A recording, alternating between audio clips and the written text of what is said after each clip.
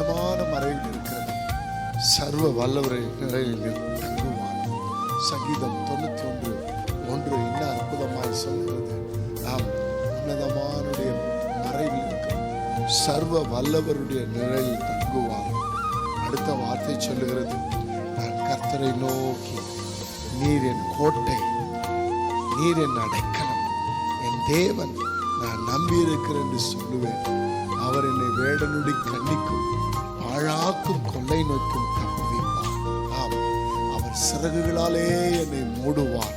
ஆம், செட்டையின் கீழே அடைக்கலம் புகுவார். அவருடைய சத்தியமும் பரிசையும் கேடலாம்.